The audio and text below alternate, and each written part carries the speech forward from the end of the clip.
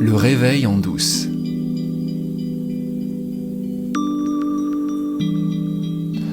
L'illusion du libre arbitre, c'est un obstacle sur le chemin de la vérité. C'est pour ça que j'ai voulu consacrer quelques épisodes à cette question du libre arbitre. J'ai mis beaucoup de temps à comprendre que c'est l'absence de liberté qui donne accès à la raison. C'est l'absence de choix qui rend la raison possible. Et c'est aussi l'absence de choix qui peut nous rassembler. Quand on a découvert le principe de la gravité, on a découvert une loi universelle, et cette loi universelle, elle s'est imposée à tous les physiciens. Et on pourrait dire à tous les humains. C'est la même chose que quand l'idée que la Terre n'était pas plate s'est imposée. Avoir le choix de penser que la Terre est plate, c'est risquer de se confronter, en tout cas si on est physicien, à des problèmes insolubles. L'univers va résister, parce que les lois de l'univers sont plus fortes que toi, et que ta volonté, et que ton libre arbitre. Si la chaîne de causalité qui conditionne ton cerveau te donne à croire que 2 plus 2 égale 5, tu vas rencontrer d'immenses difficultés. À commencer par compter les doigts de ta main. Parce que 2 plus 2 égale 4. Et cette loi, elle n'est pas réductible à ton libre arbitre. C'est la raison même que de voir que 2 plus 2 égale 4.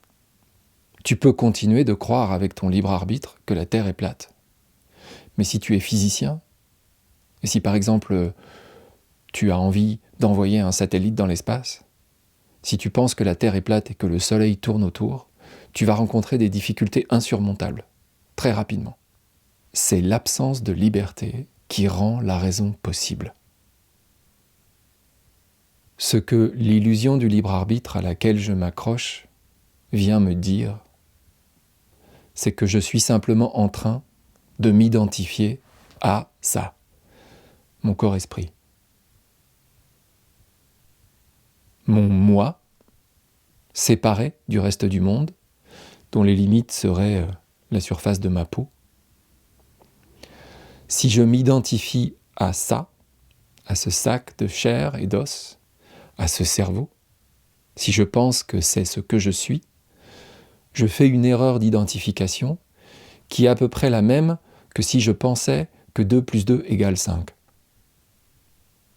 Si je m'identifie à ça, si je pense que c'est ce que je suis, je vais souffrir. Parce que je me prends pour un objet. Et si je me prends pour un objet, je vais me condamner moi-même à un destin d'objet. Qu'est-ce que c'est qu'un objet ? C'est quelque chose qui a un début et qui a une fin. C'est quelque chose qui se situe dans l'espace et dans le temps. Un objet, quand c'est créé, c'est tout neuf. Et puis ça serre, et puis ça s'use, et puis ça s'abîme, et puis ça peut se casser. Et souvent, ça termine sa vie dans une poubelle. Croire qu'on a du libre arbitre, c'est s'identifier à son ego. L'ego, c'est très utile quand on est un humain. On en a besoin pour naviguer dans l'existence.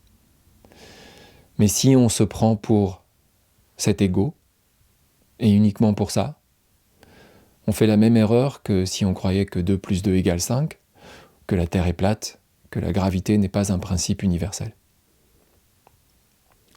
Tu n'es pas cet ego.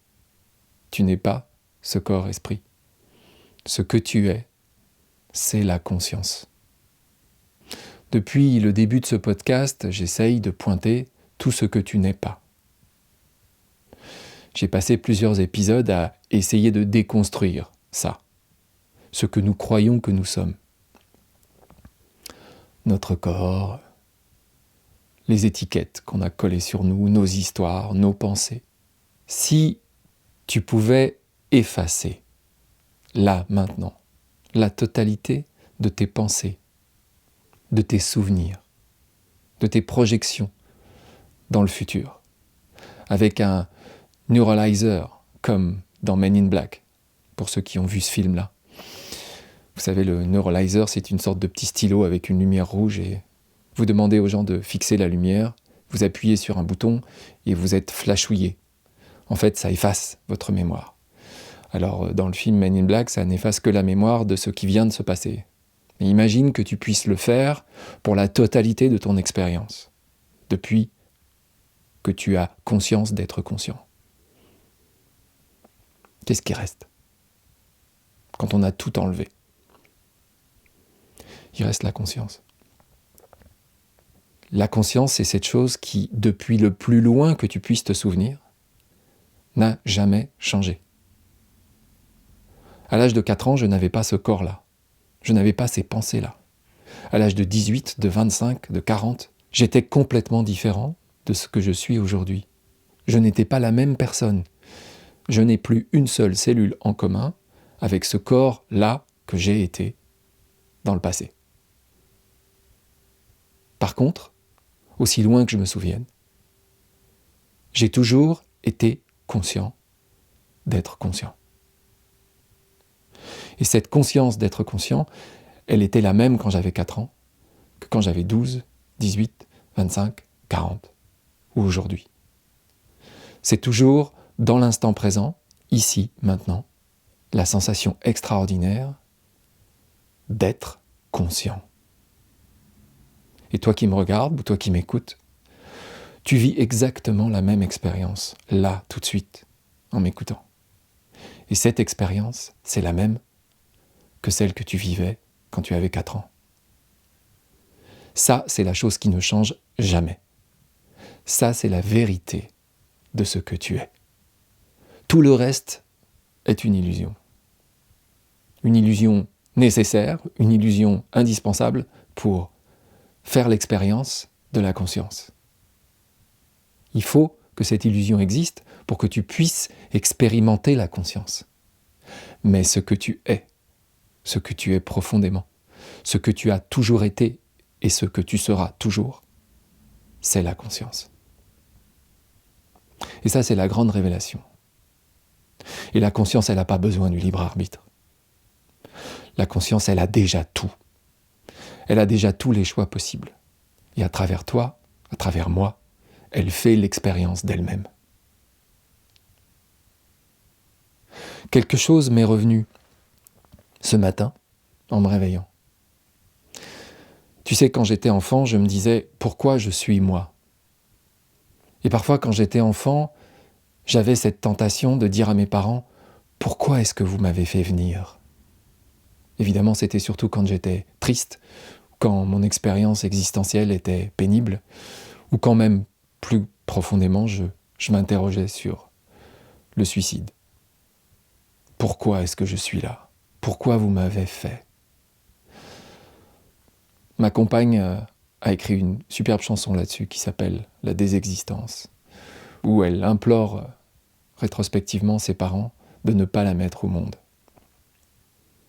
Mais comment aurais-je pu ne pas être mis au monde ? Puisque je suis la conscience. Je ne peux pas ne pas avoir existé. Parce que je suis l'existence même. Peut-être que certains d'entre vous se disent « Il est complètement barré là. J'ai perdu le fil. Je vois pas où il va. Qu'est-ce que c'est que cette histoire ?» Je comprends. J'ai été là où tu es. J'ai pensé la même chose. Même encore aujourd'hui, parfois, il m'arrive de me dire « Attends, où tu vas là ? Tu vas trop loin. » Mais non. Mais plus tu t'avances sur ce chemin de vérité, sur ce chemin de raison, et moins tu reviens en arrière. Parce que tout se déplie tellement parfaitement avec cette compréhension-là, que nous sommes la conscience qui se révèle à elle-même à travers chacun d'entre nous.